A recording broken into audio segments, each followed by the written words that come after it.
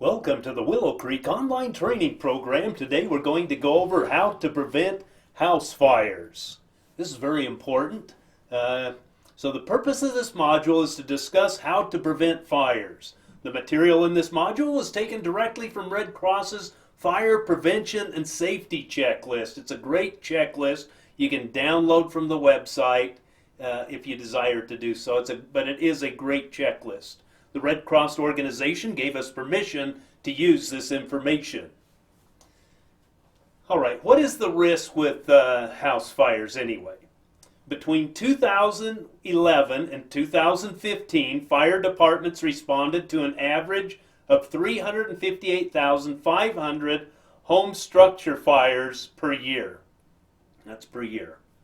These fires caused 12,300 civilian injuries, 2,510 civilian deaths, and 6.7 billion in direct damage.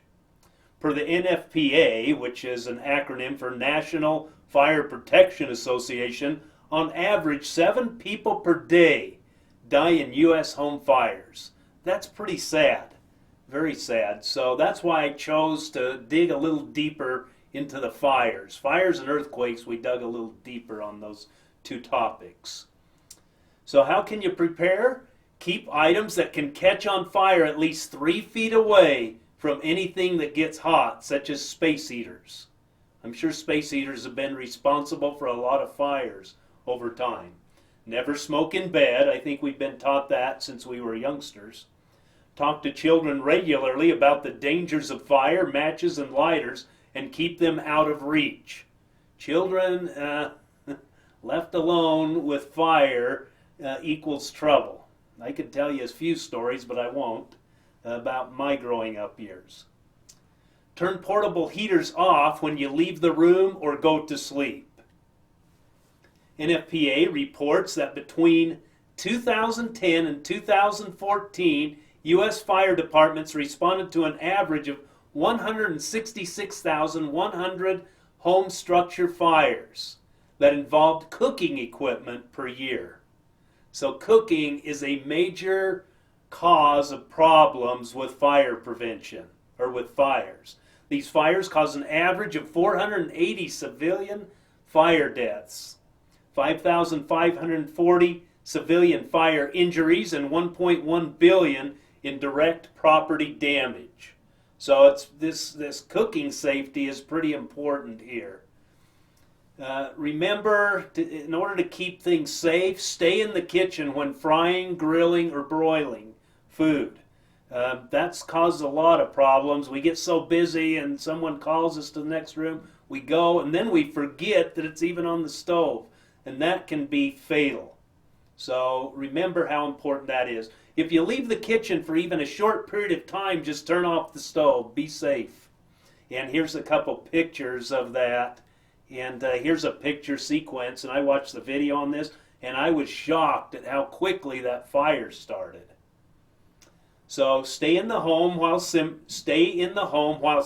baking, and roasting or broiling food. That's what the Red Cross recommends there.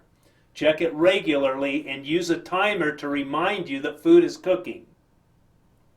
And I hate to admit this, and my wife probably wouldn't appreciate it, but the other day we went, I can't even remember where we went, but we left the house and we forgot to turn off some soup that was boiling on the stove. And it didn't catch on fire. Fortunately, we got back before that, but it really smoked up the house and it was difficult to get that smell out. So anyway, remember, stay in the home while simmering, baking, roasting, or broiling food. That's a great recommendation. Keep anything that can catch fire, like pot holders, towels, plastic, and clothing, away from the stove. And why do I tell you all these things? Well, this is what brought me to bring this in a little deeper on this particular module on fires, and especially about cooking. Look at all the causes of fires here over the years. Green, electrical malfunction, is pretty steady. Other, unintentional, careless, they just added them all together. There's that. heating that causes fires. There they are. And look at the red line, cooking. Bang, it's way up here, magnitudes above everything else. It even has a mild trend going on there. And so that kind of shocked me. And so that's why I wanted to be sure and bring this to everyone's attention and go over the Red Cross's check sheet. Another thing to remember, keep pets off cooking surfaces and countertops to prevent them from knocking things onto the burner. So they're a risk in and of themselves when they're in the kitchen. And not to mention, you may get a pooch hair in the salad once in a while, right? And but yes, this is very important to follow that to keep things from catching on fire.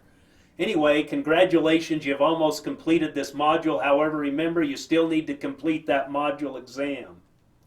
Congratulations, you have completed this module. Remember to always think ahead, be prepared, be safe, and, you've got it, be happy. Have a great day. Goodbye.